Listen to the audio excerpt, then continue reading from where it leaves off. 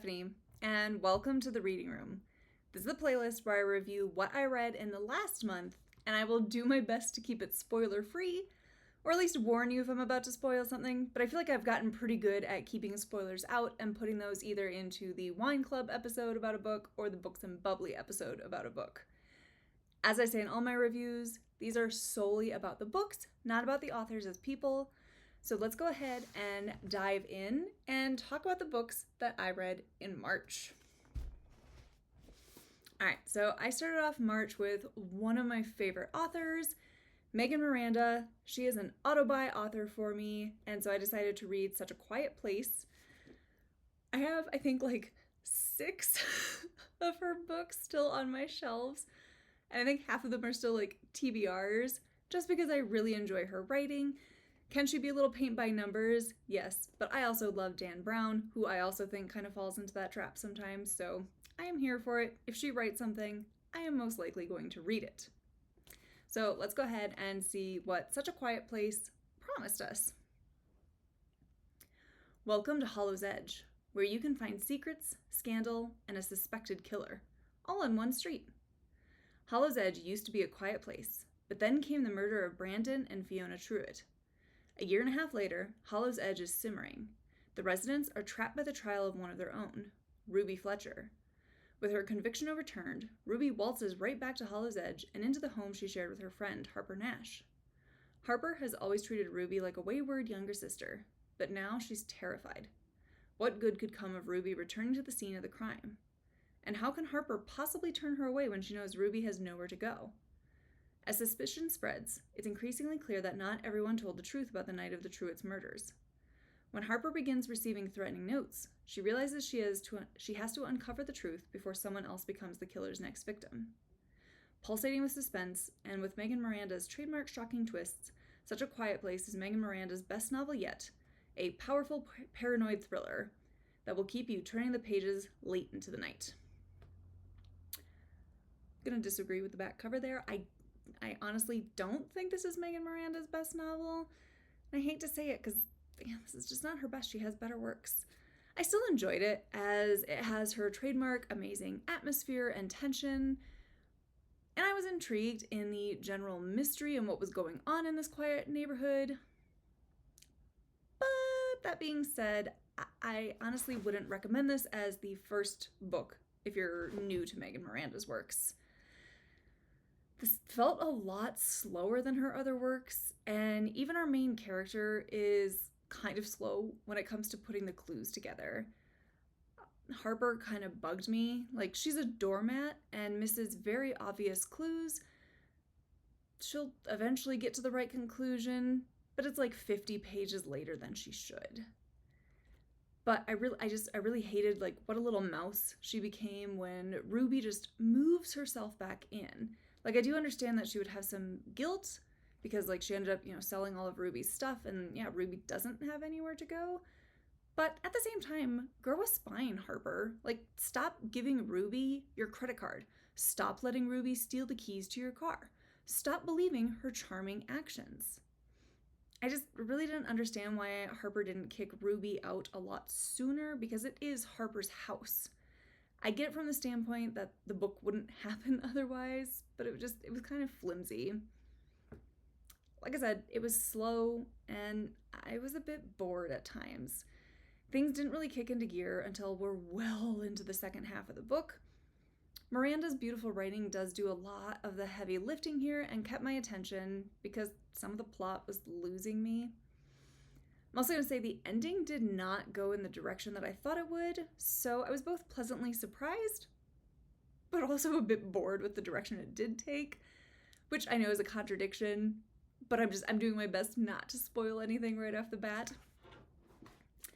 Overall, this is a fine read, but not my favorite of hers. I think she's produced better books than this one.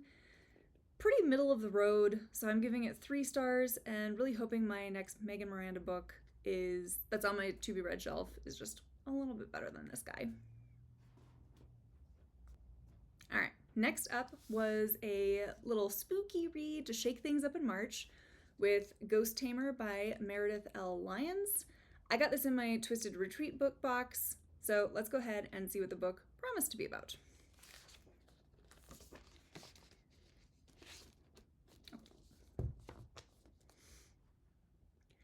Aspiring comedian Rayleigh is the sole survivor of a disastrous train wreck.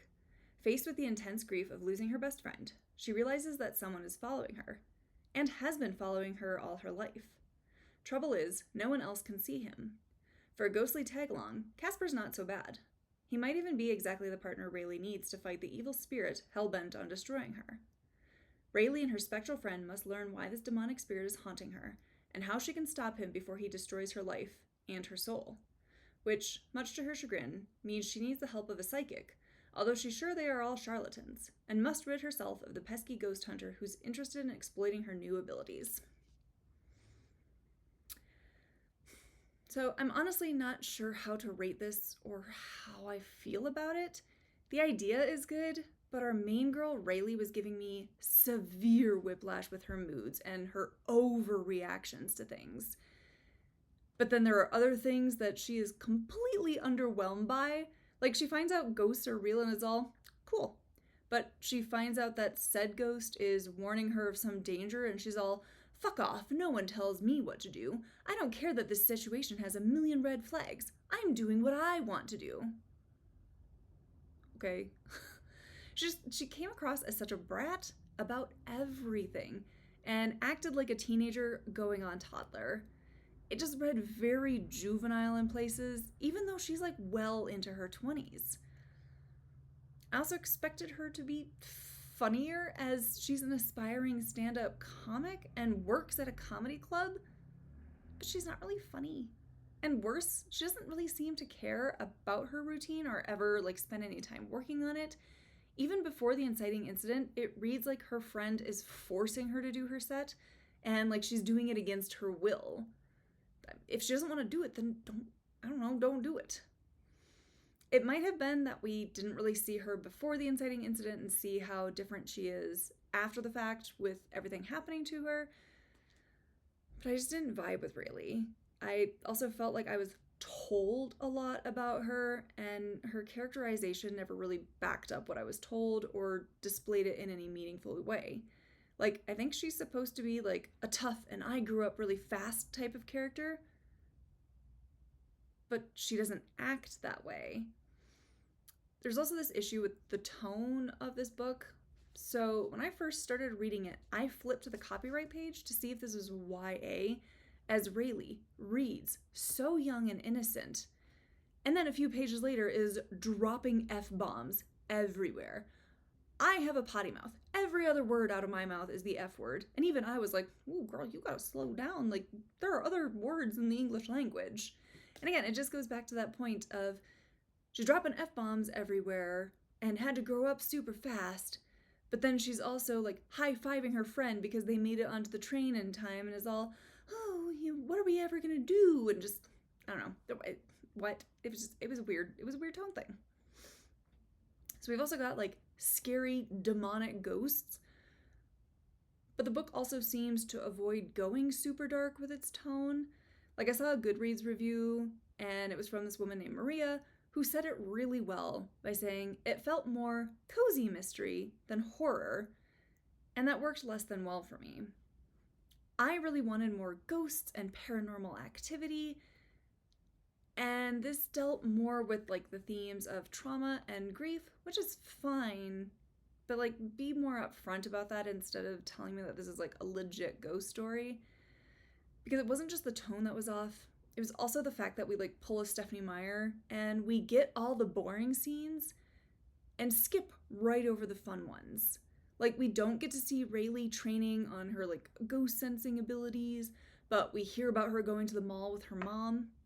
I don't care about the mall. I want to hear about your ghost training. I want to hear about you interacting with other ghosts and like trying to develop whatever abilities you have. I also have to say, I started to guess what the big reveal was going to be, as the hints are good, but kind of spell it out ahead of the reveal. And then the conclusion is very fast, and everything is wrapped up very quickly. We could have spent more time there than her hanging out in coffee shops. All in, this is fine, I guess. It actually took me quite a while to finish it, and I did fall asleep once or twice while reading it. This could be a good read if you want something like spooky light and want some ghostly stuff, but not too much. I didn't hate this, but I think it didn't meet its potential. I think there was a lot more that could have been done with the story. I'd probably give it 2.5 to 3 stars. I'll say 3 stars just because I'm being generous, and I do think this is a debut, so I get what she was going for. I think it just needed more refinement and another maybe round of edits. Fair warning though, do not turn reading this into a drinking game and have detritus as your drink word. You will get alcohol poisoning and you will die. Swear to God, that word was on every other page. All right, next up was a book by an author whose work I've enjoyed previously, and that is Kate Alice Marshall. So I read No One Can Know. Let's go ahead and see what this book promised to be about. 14 years ago, the Palmer sisters, Emma, Juliet, and Daphne, left their home in Arden Hills and never returned. But when Emma discovers she's pregnant and her husband loses his job, she has no option but to return to the house that she and her estranged sisters still own, and where their parents were murdered. Emma has never told anyone what she saw the night her parents died, even when she became the prime suspect. But her presence in the house threatens to uncover secrets that have stayed hidden for years, and the sisters are drawn together once again. As they face their memories of the past, rivalries restart, connections are forged, and, for the first time, Emma starts to ask questions about what really happened that night. The more Emma learns, the more riddles emerge, and Emma begins to wonder just what her siblings will do to keep the past buried, and whether she did the right thing staying quiet about what was whispered that night. No one can know. So I liked this, but it's definitely more mystery than thriller as you try to unravel what happened in the past and which sister is lying about what really happened that night. Even though the relationship is fractured between the girls, I still liked their relationship and like the glimpses into the past of them like coming together under cover of dark and being just really sisterly and supporting each other. I really enjoyed that. Each sister was also really unique and flawed in their own ways. They obviously love each other and felt loyal to each other, but they also had to do what they needed to do to survive their upbringing. But the characters, so we have Emma and her husband Nathan, and I hated Nathan. Oh, I really hated him. I honestly wish that Emma had just smacked him at some point. He is the absolute worst. And I wish she had ditched him on the way to her childhood home that she didn't even want to return to. But then we wouldn't have a story, would we? So back to things that I did like. I really like the pacing and plotting in this. This is a dual timeline story with multiple point of views from the 3 Palmer sisters. I felt that I got the right information at the right time and waited to see the other characters catch up and like put the clues together. And there were enough red herrings to keep me guessing as well. You get just enough to feel like you can call who the killer is, but there's still some doubt and some other players on the field. I do wish that the atmosphere and setting in this was a bit stronger. I could somewhat picture this house, but the one in my head probably may not resemble what was actually written. I do think, comparing this to her other work that I have read, What Lies in the Woods, that was so tense, and the setting really played a part in that. But in here, it's there. I know what the setting is, but I didn't feel immersed in it. The climax was a bit over the top for my taste compared to how the rest of the book read, and things just kept getting added that didn't ultimately add that much to the story. I felt a little confused at points, but pushed through because the book was pretty much already done. I do think the resolution scenes after the climax were done really well, and I really appreciate that we got them. I feel like lately so many thrillers are all, this is the bad guy, he'll explain why he did what he did, okay, bye. Like, at least Marshall actually ends her story and gives us somewhat of a semblance of their return to normal, which I really do appreciate. All in, I'm rating this 3.5 stars. I liked it, but I didn't love it as much as What Lies in the Woods by Marshall, but it was still a pretty good read, and it kept me engaged throughout the entire thing. I am excited for the next book of hers that I have on my to-be-read shelf, These Fleeting Shadows, and I'm really looking forward to that one. All right, next up was a new title by an author I also love. I guess March was kind of the month of revisiting a lot of authors whose works I've enjoyed previously. So it was Jennifer McMahon and The Children on the Hill. I've enjoyed her work in the past and was really ready for something creepy and all about monsters. So let's go ahead and see what this book promised to be about. 1978. At her renowned treatment center in picturesque Vermont, the brilliant psychiatrist Dr. Helen Hildreth is acclaimed for her compassionate work with the mentally ill. But at home with her cherished grandchildren, Violet and Eric, she's just Gran. One day, Gran brings home a child to stay with the family, Iris, silent, hollow-eyed, and skittish. Thrilled to have a new playmate, Vi invites Iris to ride their bicycles together, go to the drive-in, and join her in Eric's Monster Club, where they catalog all kinds of monsters and dream up ways to defeat them. Because as Vi explains, monsters are everywhere. 2019. Lizzie Shelley, host of the popular podcast Monsters Among Us, is on her way to Vermont, where a young girl has been abducted, and the town is in an uproar over a possible monster sighting. Lizzie is determined to hunt it down because she knows better than anyone that monsters are real, and one of them is her very own sister. So in true McMahon fashion, this book has amazing atmosphere.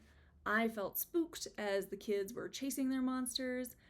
I think McMahon is a fantastic writer and does such a good job of creating stories that are like scary and have those horror elements, but are also really rooted in reality. She can always make me feel tense during her books, as there's like something that's just not quite right with what's going on. I really felt that sense of dread and fear for the characters and worry for them as they start uncovering these truths. It had a real Frankenstein feeling to it. And obviously, the names of the book kind of gave it away. But we meet this feral and quiet little girl who doesn't know who she is or where she comes from. The story really focuses on the themes of, can a monster be good? Are we the products of nature versus nurture? What are we capable of, both the good and the bad? And ultimately, who is the real monster? The one that's created or the one that's creating it? We also have a dual timeline in this book of the past and present, where the hunter has somewhat become the hunted, and I was here for it. I was so invested in the story. For the first 90%, this was a solid 4-star read. It's the ending that lost a star. It's fine, but it's just fine. I also guessed one of the reveals early, but I wasn't mad about it. It was really the only thing that made sense. So when it was revealed, it was more of a, yeah, I've known this for the last 100 pages, instead of a, wow, didn't see that coming moment. But for a story like this, it works and it makes more sense. It was the second reveal at the end that did not really work for me, because to me, it didn't work with the characters we have been with. I felt McMahon had to make some of the characters act out of character for this to work, or for some of the plot points to happen the way they needed to. Like, one character who is chasing after the truth is presented a great opportunity to do so, but is all, no thank you. And then a few pages later essentially agrees to it. Like, what was the point? Why are the characters acting so much out of character and in such an abrupt manner? Stop adding pages just for the sake of adding pages. Or adding conflict for the sake of adding conflict. There were just some moments that simply felt really forced with this change in characterization, and then we never got explanations for some of those actions or behaviors, and we just move right along. But I want to understand. I don't want that to just have been written to be creepy or serve the purpose of being a misdirect. Make it make sense in the overall story. All in, this was a very good book. I personally did not like the ending, and I kind of feel like I'm not alone in that, looking at some Goodreads reviews. I felt like it was leading up to like this really big thing, and then kind of just went womp womp. Like, really? This is it? This is your ending? It was kind of a letdown and kind of came out of left field for this character. If that was the direction the book was going, I would have wanted more setup for it, or more time to understand the payoff of it.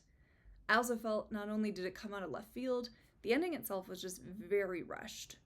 And again, requires the characters to behave in weird ways to get the scene to happen, but then those weird choices are never explained. There are a lot of themes and subplots and characters, though some of the characters and themes just kind of fade into the background after a while, so okay. Also, I know this is a monster book, but the word monster is on page so many times, it started to sound not like a real word anymore. Like someone on Goodreads said they searched for the word in their Kindle, and in a 352-page book, the word appears 345 times. Do not take a drink every time you see the word monster, or you will need to be brought back to life by Dr. Frankenstein yourself. I'm still going to rate this 3 stars. I was entertained, I was creeped out, but I have enjoyed some of McMahon's previous works better, as they do veer more into that supernatural element, and I think McMahon does that really well. I do have 3 more titles by her sitting on my to-be-read shelf, and I'm excited to pick them up because again, I think her writing is excellent. I will continue to give her work a try. This is not bad by any means. There are just some things that I think could have been improved. Alright, last book that I read this month was The Therapist by B.A. Paris. This is my first work by her because I see her all over Bookstagram. And then I bought this on the cheap from the book outlet. I think it was like $5, so I was excited to give her work a try. As again, I've seen a lot of praise for her stuff, so excited to give this one a go. But let's see what the book promised to be about. Alice and Leo have just moved in together to the Circle, a gorgeous gated community in London. But when Alice tries to get to know their new neighbors, she discovers a devastating, grisly secret about her new home, and begins to feel a strong connection with Nina, the therapist who lived there before. Alice becomes obsessed with trying to piece together what happened, but none of her new neighbors want to talk about it. Soon, it becomes clear to Alice that things are not at all as they seem. Multi-million copy New York Times bestselling author B.A. Paris returns to her heartland of gripping psychological suspense in this powerful tale of a house that holds the key to a dark, hidden truth. And that's a little misleading, isn't it? So this was definitely a popcorn thriller and a decent enough read, but our cast of characters in this is odd. And I mean odd in the fact that they don't read like human beings I've ever met. But the worst part is our main girl, Alice. I wanted to reach into the book and shake Alice around a few times. She is both too pure and naive for this world, but also just too stupid to live and bitchy. Like, she's impulsive and makes choices, but then is mad at people for holding her accountable for those choices. I mean, it really felt like she was a 10-year-old moving to the big city instead of a fully grown woman.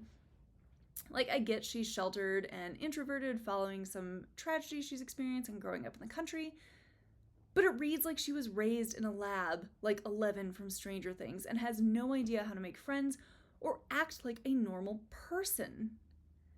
There's also a really big cast of characters who flit in and out of scenes that there were times that a name was dropped and I could not for the life of me remember who they were or why they mattered to the story. Going back to Alice, I felt her obsession toward Nina, our titular therapist, was a bit extreme. Like, there's some semblance of an explanation for it, but again, this is a grown woman who should be able to act like an adult. I did not gel with Alice. She was kind of exasperating and just downright exhausting. I don't understand her motivations or what she really wants. She just doesn't feel like a complete person. It's more like she's the dead one in the story, but doesn't know she's dead. Like, she's just a wisp of a person, and it simply annoyed me. I wanted a smarter protagonist. I also have to say, the writing style of this kind of threw me. I was honestly surprised to see that this wasn't a debut. Like, we have tons and tons of scenes of Alice making a quick phone call, but the conversations don't advance the plot. Or we'll overhear some characters speaking in code when they probably wouldn't be, and then Alice joins the conversations and reminds us how they were speaking in code moments earlier. I know, I was there. Again, a lot of these phone conversations, what is the point? And they're really only like half a page in length and don't add anything to the story. The writing also likes to jump over things or has like frequent time skips, but we're back to the boring bits. Like, okay. It was also repetitious and kind of just mundane. Like, her moving to a neighborhood called the Circle was very apt, as Alice spends the entire book going in circles. I don't care about her going to a neighbor's house for coffee, where we have the same conversation we've had 10 times. I don't care about her going to lunch and complaining about her boyfriend Leo, who she's already complained about to every other character that she interacted with on the way to lunch. I don't care about her calling all of her friends and having a conversation that lasts half a page just for her to call them back and repeat what we know. To be honest, this book isn't that long, but 80% of it felt like filler. I think the overall idea is good and could have been super creepy and great, but we spent so much time on crap that doesn't matter. Actually, this and Such a Quiet Place kind of have similar vibes.